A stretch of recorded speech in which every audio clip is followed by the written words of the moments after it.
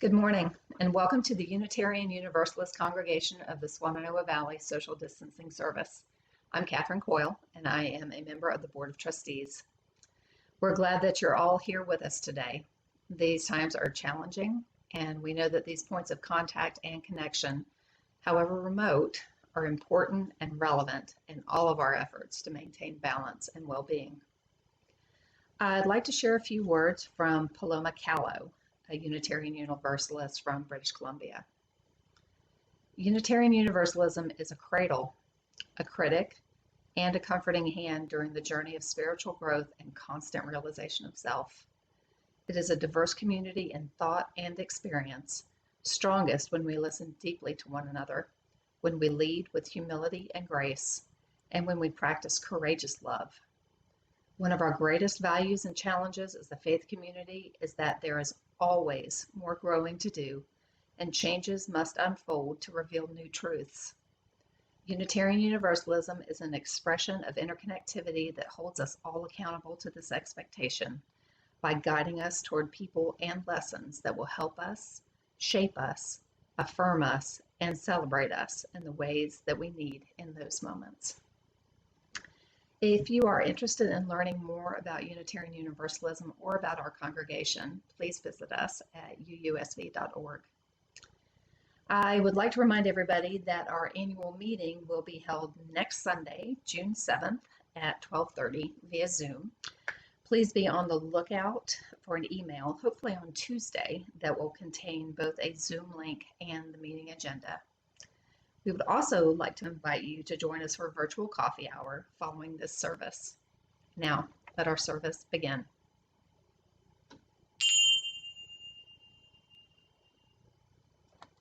My name is Reverend Michael Carter, and here we are once again. Want to welcome you to our free, religious, spiritual, liberal community. Places are opening up around the country. Whatever you decide to do, just stay safe and stay in good health. And now we're going to have our opening words and chalice lighting. We light this chalice for the web of life which sustains us, for the sacred circle of life in which we have our being, for the earth, the sky above and below, and for our Mother Earth and for the mystery.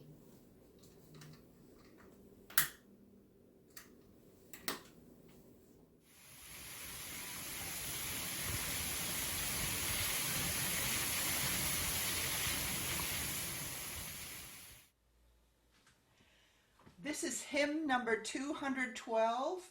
We are dancing Sarah's circle.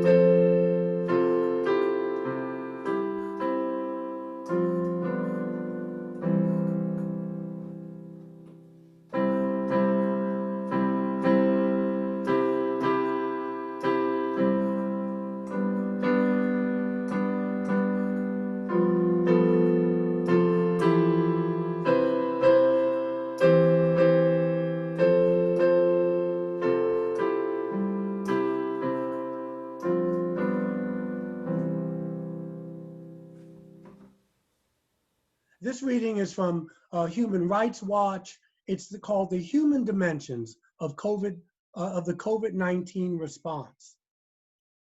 Restrictions such as mandatory quarantine or isolation of symptomatic people must, at minimum, be carried out in accordance with the law. They must be strictly necessary to achieve a legitimate objective based on scientific evidence, proportionate to achieve that objective, neither arbitrary nor discriminatory in application, of limited duration, respectful of human dignity, and subject to review. Broad quarantines and lockdowns of indeterminate length rarely meet these criteria and are often imposed precipitously without ensuring the protection of those under quarantine, especially at-risk populations. Because such quarantines and lockdowns are difficult to impose and enforce uniformly, they are often arbitrary or discriminatory in their applications. So freedom of movement under international law protects in principle the right of everyone to leave any country, to enter their own country of nationality, and the right of everyone lawfully in a country to move freely in the whole territory of that country. Restrictions on these rights can only be imposed when lawful, for a legitimate purpose, and when the restrictions are proportionate, including in considering their impact. Travel bans and restrictions on freedom of movement may not be discriminatory, nor have the effect of denying people the right to seek asylum or violating the absolute ban on being returned to where they face persecution or torture.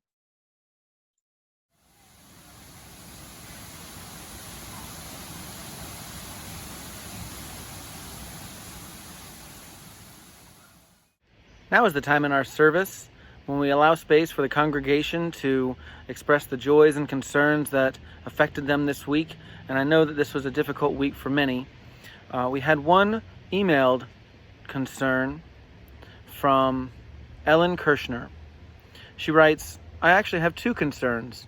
Due to the current ongoing virus, my sister Barbara, who lives in Florida, is still experiencing significant mobility and wellness issues. She has not been able to see a doctor nor have some needed surgery to hopefully increase her mobility. I would appreciate your healing thoughts and prayers for her to receive the services she requires and to experience more peace in her life. My second concern is one shared by many. The atrocity that befell George Floyd has shaken many of us. In addition to the current challenges we are experiencing, my heart broke open, once again realizing the state of our country and other countries with similar atrocities. I believe that this is all happening for a reason. We were born into this time for a reason and to help make a difference.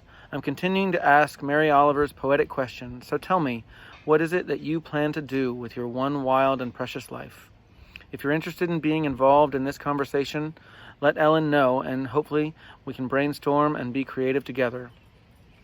Ellen also had a joy that she and Neil were able to take leave of Charlotte and return to Black Mountain for a week of nature, introspection, and healing vibrations in these mountains and its community.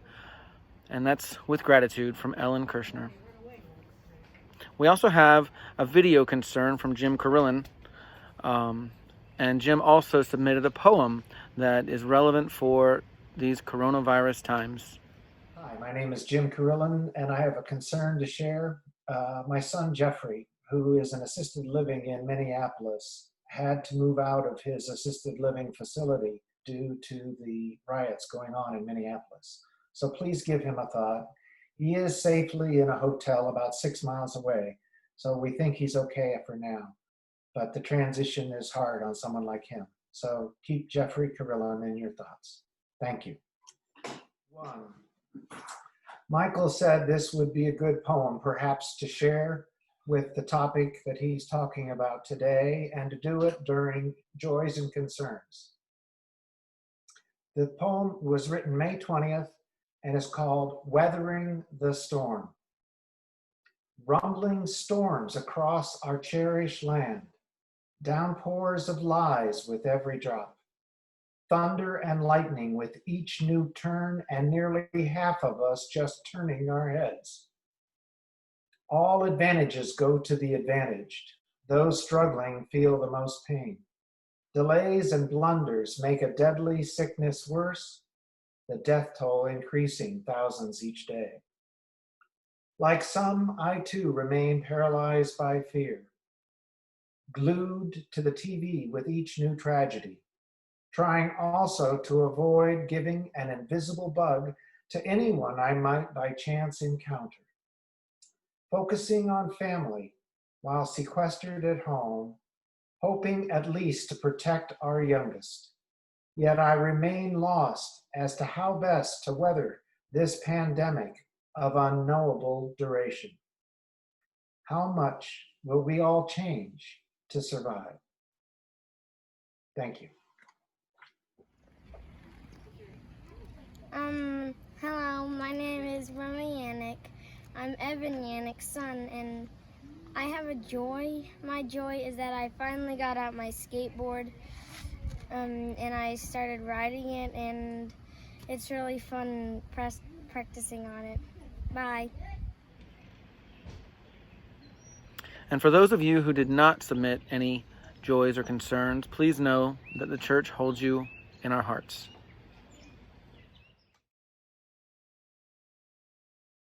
These words are from Richard S. Gilbert. You know, I use him ad nauseum. He's just eloquent. And this reading is called For the Ambivalent Being. So I invite you to center yourself in the way you usually do. Meditate. We will have our time of silence. Open your hearts and your minds for the ambivalent beings. For the unabashed blessings of life, we are grateful. We will give thanks for life's ambivalent blessings. For the blessings of middle age aches and pains, we give thanks. They remind us of healthier times, past, and the wisdom of endurance.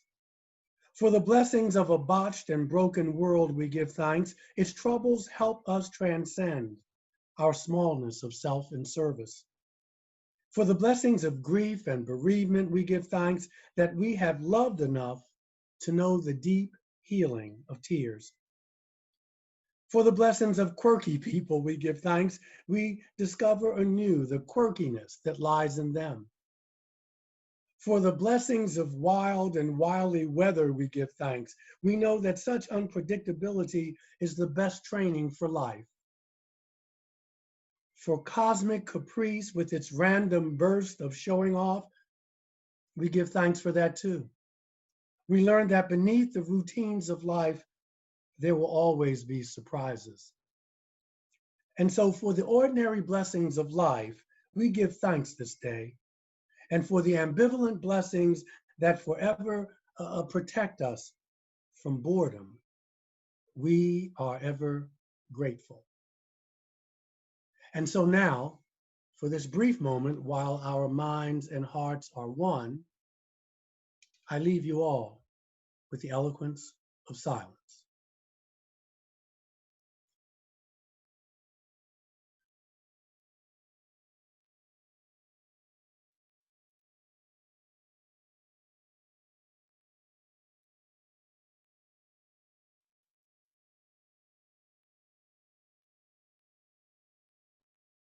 And so it is.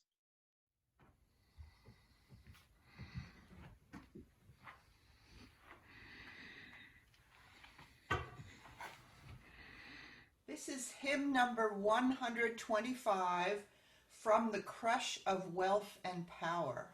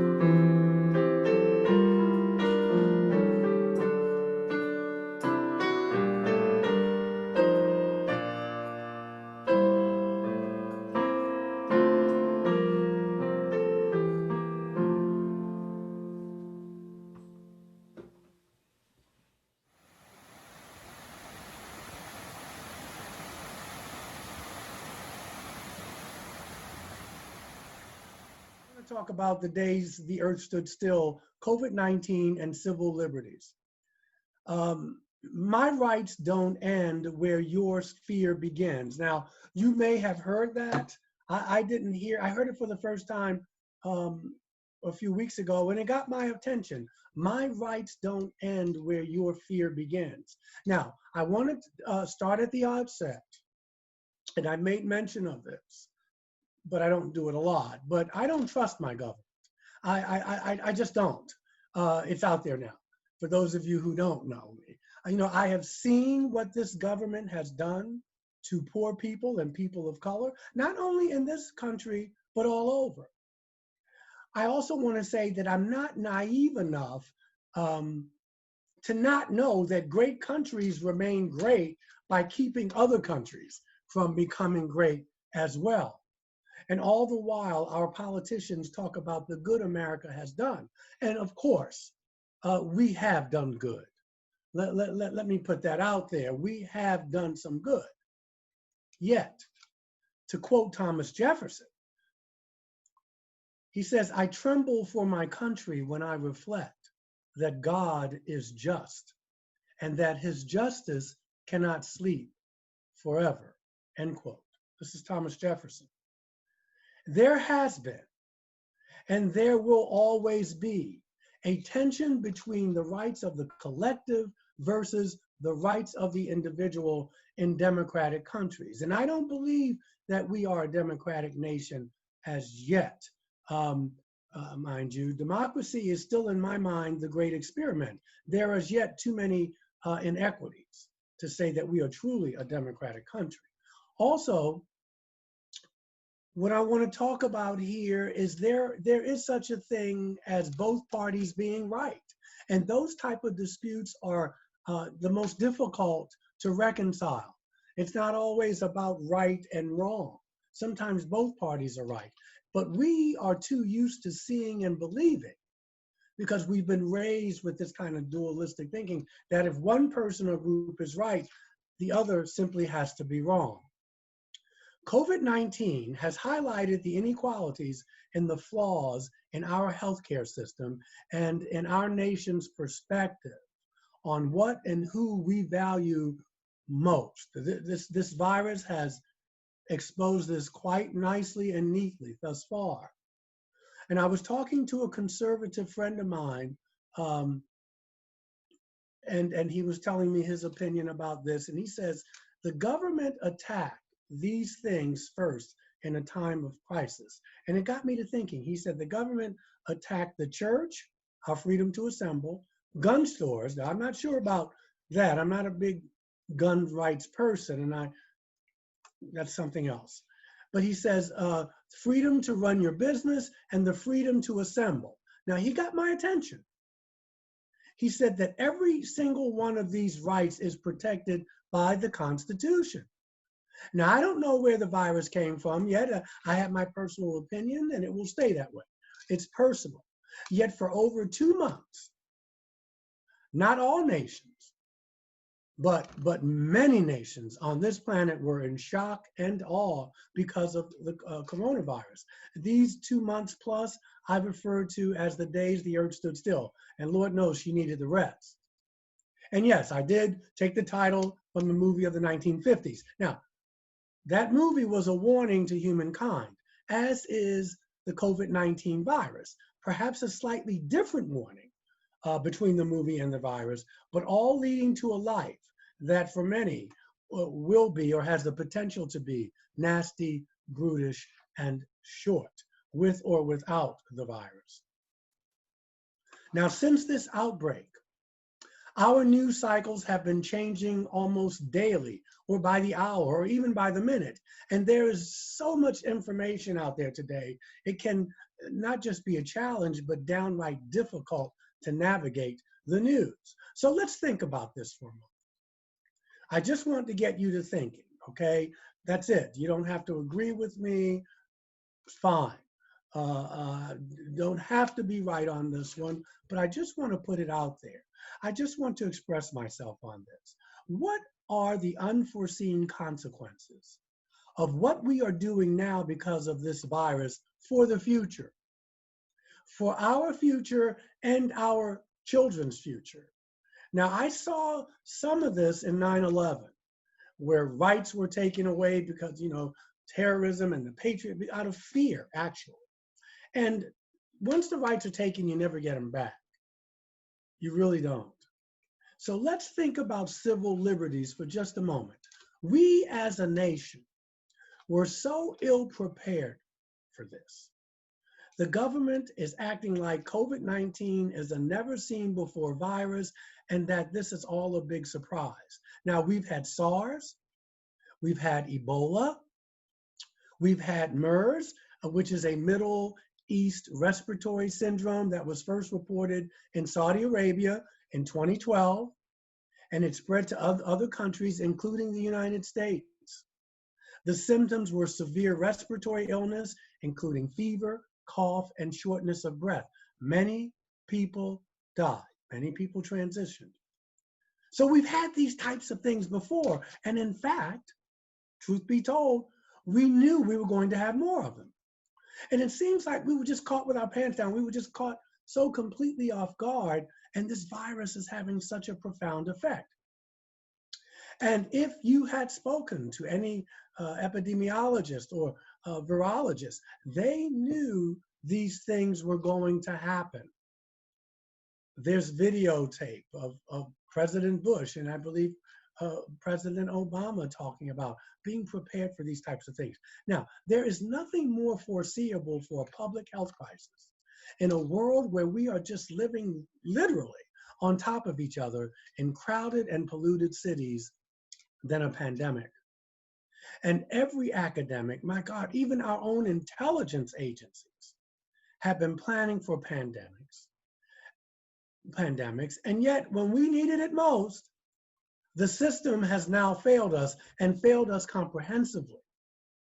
And the thing that I find most grotesque about this situation is that now the people who are being asked to sacrifice the most are those people who have been put in the most precarious positions. And they are those who have the least to give, those workers we thought were quote unquote non-essential. We're constantly being told that we are the most wealthy country in the world. We are the most powerful nation in the world. But when people start losing their jobs, when folks can't pay their rent because there's no work right now, where are our resources? COVID-19 continues to expose and exacerbate entrenched levels of inequality and poverty. When hospitals say they need ventilators, where is all this great technology that's been used to surveil everybody and to wage wars?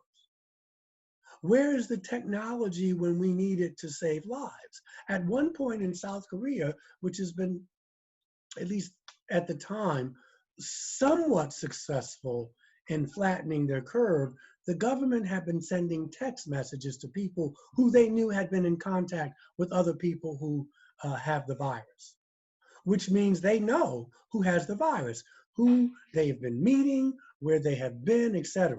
And they are getting this information from telecommunications companies.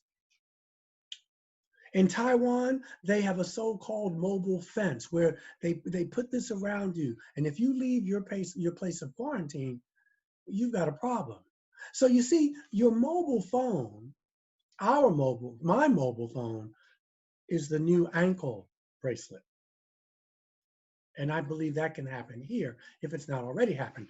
There were some photos on the news, and we know everything we see on the news can't be trusted, of people in China welding folks in their homes so that they would not leave their quarantine. Here in the USA, we have had a sort of knee-jerk reaction where we say in our society, we can't take those drastic measures, but yet the number of infections from the virus, we are told, are astronomical. And part of the reason for that, as we know, it has been admitted to that if you die from something else, but you wind up with a weakened immune system and you get the virus before you die, you're not said that you died of whatever your illness was, you died from coronavirus. So that automatically brings the numbers up. The question then becomes, though, do we imitate China, South Korea, or Taiwan to bring our numbers down? Now, Do autocratic governments have a better handle on this thing than democratic ones? I don't really think so. Yes, China can do things that the United States can't, but that doesn't mean that what more autocratic governments do is actually more effective. There are only two things we really know to be true. Not talking about death and taxes, even though those are up there. But in this context, we don't really know the actual number of cases that we've actually tested, because those numbers have been muddied as well.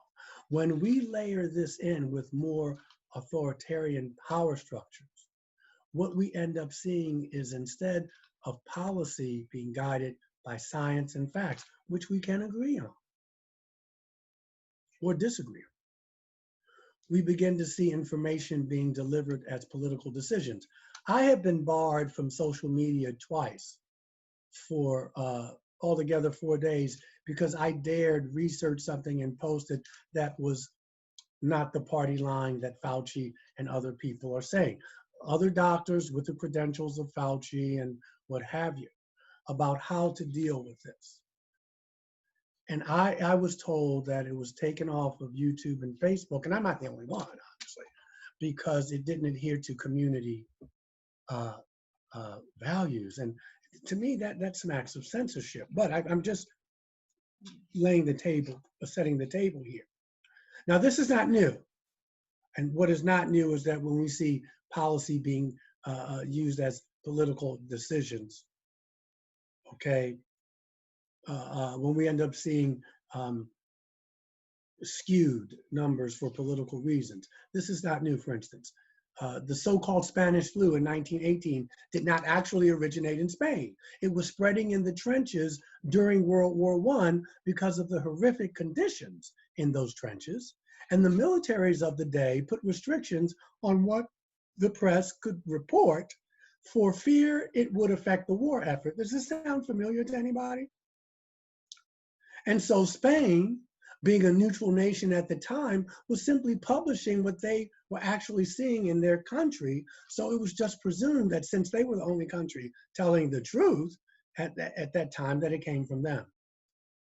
The point I'm making is that people in power who see that there is a political advantage in spinning or disguising or even lying about the numbers, they may choose to lie about it. It's happened before, and it's almost certainly happening now.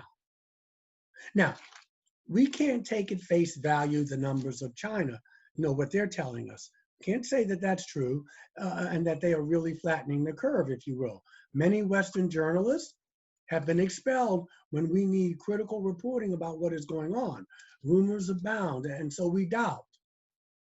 Now, the uncomfortable reality that we are being told to accept is that there's going to be a second and a third and maybe even a fourth wave of this virus. And so now it seems we're only at the beginning of this thing. As this progresses, though, more or all of these government measures will get more severe here in the United States as well. And so what then happens, I wonder, to our civil liberties? What happens to privacy rights? For those of you who believe we live in a democracy, what happens then? This is the central question at this moment in history for our country, actually for the planet. What we are witnessing is everyone is so fearful and hopeless and worried about who's doing what and so worried about today that we have totally stopped thinking of what tomorrow will look like as a result of the decisions that we make today out of fear. We've seen countries like Taiwan and South Korea spread, and even the spread of this into Western countries, and here in the United States as well. When I'm talking again, the tracking and monitoring of movements of the entire human population through the movement of our phones. And it is something that I think should raise cause for concern. I don't have the answers to it yet, and I may not ever, but I think we need to be aware. We are told that we are using these apps for contact tracing. And this person gets sick, where did they go? Who did they have contact with? And so when they can produce this type, then they can produce this type of text message to you, the government. On the surface, this may seem like a good idea. There is a natural presumed benefit here, and yet this level of contact tracing cannot really work on a pandemic scale. Think about it. And so these various states of emergencies have sweeping powers. What is being built, in my mind, is what Edward Snowden called the architect of oppression.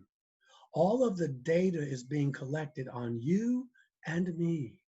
And when I get a text one day, and I hope I don't, saying you met with Jane or John Doe and they have been exposed to COVID-19 and you should be sequestered for 14 days, how are they getting this data? They're getting it through my phone. They're getting it through wireless connections, through the cell phone towers themselves. If I can see another person's Wi-Fi, then they can see mine, and my location can be documented. And you can say, okay, well, I'm not a criminal, it doesn't matter to me. It doesn't matter whether you're a criminal or not. There's such a thing as privacy. We know our phones are being tracked and can be now and all of the time. This is a fact. Facebook, Google, and Apple probably have this capability. Now, the US or France may say, yes, Michael, we know you have privacy concerns. Everyone does. So we will depersonalize the data to keep you anonymous.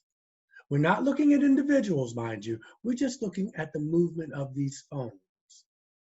But the problem is that they're not tracing 100, 10, 100, or even 1,000 people. They're tracking tens of thousands of people, and then contact tracing really becomes useless. You see, it cannot be precise, which may be a reason we're not supposed to gather in more than groups of 10 or 50 people for now, and not unless there's a funeral or something. You cannot be precise and anonymous at the same time. It's just not possible. So where does this info go? How is it being controlled? Who's using it? If the info is about me, presumably I'd want to have at least some control over it, right? But unfortunately, in the United States, I don't. There is no basic privacy law in the United States. The policies going forward need to be on the pandemic and not on society. The policies going forward need to be on the pandemic and not on society. I don't hear much conversation about this topic except by people labeled so-called conspiracy theorists. You know, we can write people off that way, it's easy. I do hear, let the government have all the tools they need to get rid of this virus. Give them carte blanche. Now, I believe that folks are afraid to speak out loud about this topic, and I get that. When thinking about the future and where this is heading, we need to look back to where we have been and learn from so far. And so far, these policies that come about from a crisis have a perfect history of abuse. I was reading something, I forget, it's the Prime Minister of Alberta, Canada, said to a group of journalists and other people yesterday that this is a great time to start building the pipeline on First Nations people's property because they can't protest. They can't gather. We can't gather now in large numbers because we have to be 6 feet apart now. I find that convenient. There's no more, really any more protests now. These emergencies never seem to end. They become normalized. Mass surveillance, the Bush warrantless wiretapping, for instance, was never shut down totally after 9/11. It was supposed to be a stopgap emergency, which was in response to another stopgap emergency, which was 9/11 and the Patriot Act. And yet we're still engaged in the same wars that we declared 20 years ago. And like Orwell, we have to ask, are these wars supposed to be won, or are they supposed to be never ending? And we have not yet managed to escape these wars. As a result of 9/11, we now have a nuclear Iran. They saw what happened to Iraq. They don't want that to happen to them. These are not stupid people. Hungary and Poland and Western societies have now become more authoritarian. As authoritarianism spreads, as these new emergency laws proliferate, as they keep coming, as we sacrifice our rights, we also sacrifice a way to stop this slide into authoritarianism as liberal people that desire a freer world. Do you actually believe that after the first, second, third, fourth, 16th wave of the coronavirus, these policies will not be kept? If so, I know where there's a bridge for sale. Do you believe that the collected data will not be kept? Will this info be applied to small-time criminality? Will it be applied for political analysis? Will it be applied in performing a census? Will the data be used for political polling? No matter how the data is being used, what is being built here? Now, you might trust who's running it. You might say, who's using it? Come on, Michael, I don't care about Mark Zuckerberg, but this data will eventually be in someone else's hands. Another country may acquire it. A different president will have it one day. And someone most assuredly will abuse it. China has internment camps there now. And these practices, when not getting pushed back, when they are not getting condemned, when they are not sanctioned, they become normalized and they will spread. There will be more pandemics. There will be more collected information collected and shared. If we work together, if we work to protect ourselves, to protect our communities, our families, our hospitals, if we work internationally as our waves peak and valley at different times in different places, we can cooperate with each other. We can get the space to not just address the symptom of our overcrowded and unequal world, which is this virus that has crossed over borders instantly. When we had this health crisis that quickly morphed into an economic crisis and then very quickly became a financial crisis, we saw all the governments in the world leap into action. Yet what was very interesting to me was that most of this money did not go to the public, not to hospitals. Most of this money went to businesses, loans to corporations, and to institutions that created this unequal and systemic problem in the first place that was then exacerbated by this virus. So what's the plan? Do our leaders even have one? You see, there's an old saying, if you don't know where you're going, any road will get you there. I don't know where this is going. I think I do, and I hope I'm wrong. What we need to remember is that this virus will pass and that the decisions we make today in this atmosphere of fear and panic will last, and we will have to live with them, and our children will have to live with them for all of posterity. So we have two choices. One is to make the situation worse, which is what we may have been doing all along. And the other way is to dismantle the structures, the institutional structures that have been created, that have led to very ugly consequences for much of the population of much of the world and are the source of this pandemic. To dismantle them and move on to a better world. And it's not easy because there are forces fighting back. But it's not just about America or your city. It's about the entire planet. It's about all of us. Now, when you look back on this time, what will you remember most about the days the earth stood still? What will you remember about civil liberties in the time of a pandemic?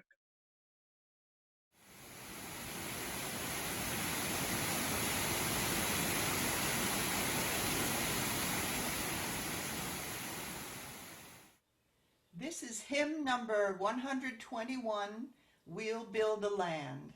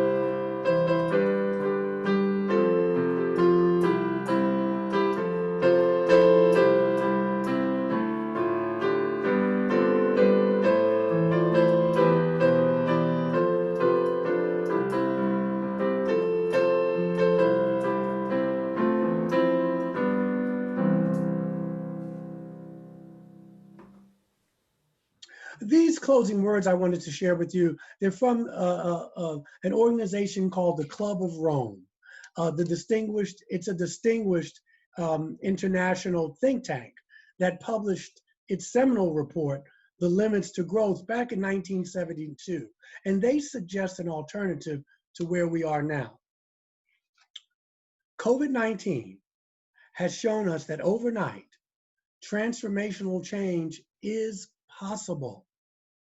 A different world, a different economy is suddenly dawning. This is an unprecedented opportunity to move away from unmitigated growth at all costs and the old fossil fuel economy, and deliver a lasting balance between people, prosperity, and our planetary boundaries. The extraordinary circumstances of a global stand down as SARS and COVID-19 careens across the planet has given us, in the middle of all the appalling realities of viral sickness and death, a momentary vision of a saner, of a healthier, and of a cooler world. Thank you.